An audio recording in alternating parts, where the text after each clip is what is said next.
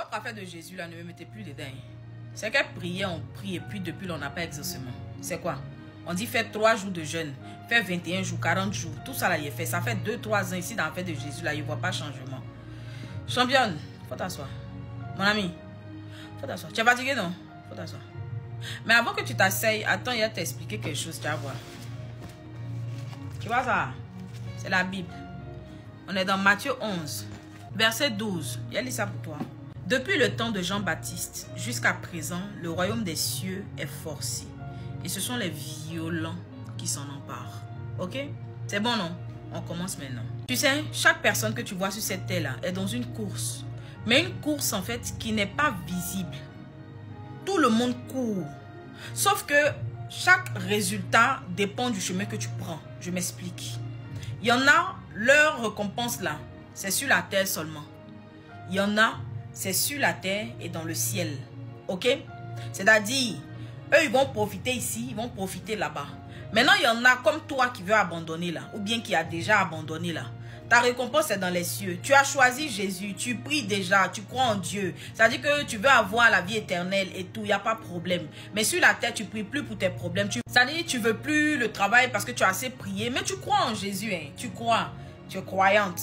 Mais affaire où tu vas venir encore prier, Seigneur, donne-moi le travail, donne-moi ceci. Tu te dis, lui-même, il sait qu'il y a besoin de ça. S'il ne m'a pas donné là, c'est que moi, franchement, il ne peut plus prier pour ça. Il n'y a pas de problème. En fait, ça ne dérange pas l'Éternel que tu ne travailles pas. Non, il faut que tu le saches, quoi. Parce que à un moment donné, on n'a qu'à se dire la vérité. Ça ne dérange pas, papa. Si tu n'as pas mari, ça ne dérange pas. Tu sais pourquoi? Parce que toutes ces choses-là, c'est vanité. On partit pour laisser ça.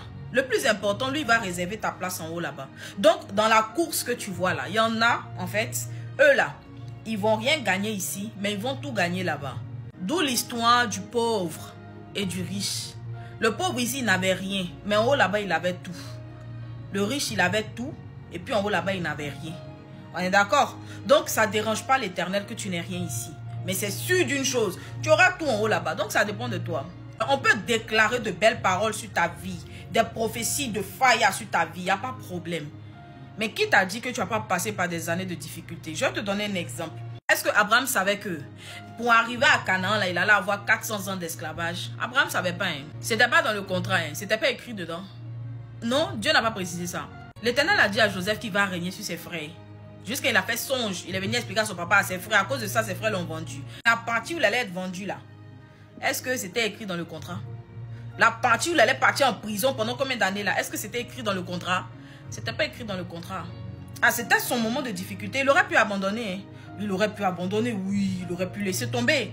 Mais en fait, il s'est attaché à la prophétie qui a été donnée. Parce que toute parole que l'Éternel prononce, ça ne retourne pas à lui tant que la raison pour laquelle la parole a été libérée là n'a pas été accomplie. Il faut comprendre ça.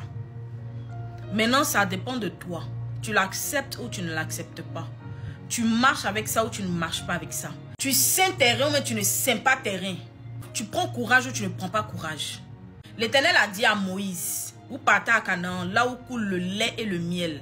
Mais est-ce que les enfants d'Israël savaient que Canaan, là, ils allaient devoir se battre en fait avec des géants? Est-ce qu'ils savaient ça? Avec plusieurs peuples et ce pendant 40 ans. Est-ce qu'ils le savaient? Ils ne le savaient pas. Ils ne le savaient pas. Pendant 40 ans. Pendant 40 ans. Vous faites pala. Certes, vous gagnez, mais vous vous battez. Vous vous réveillez très tôt le matin, à l'aurore, vous partez.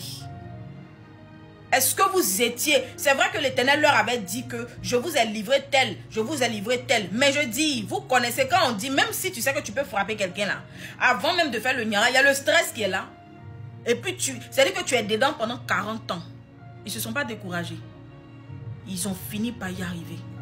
Tu vas abandonner, tu as le choix. Tu as le choix. Mais une chose est sûre, c'est qu'on va se retrouver là-haut. Sauf que sur la terre là, tu dois te lever. Nous tous là, on lutte.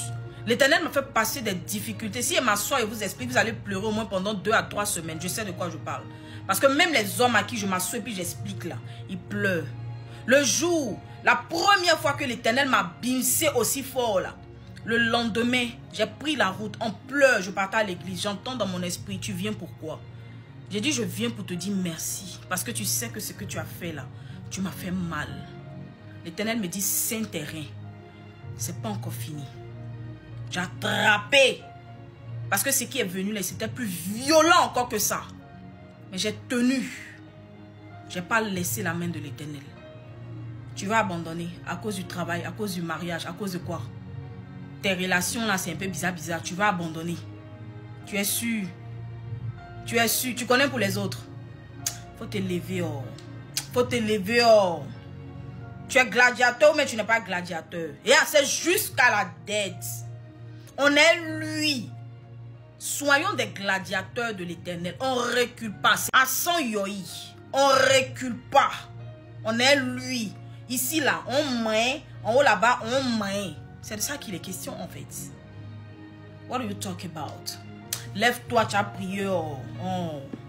Bisous.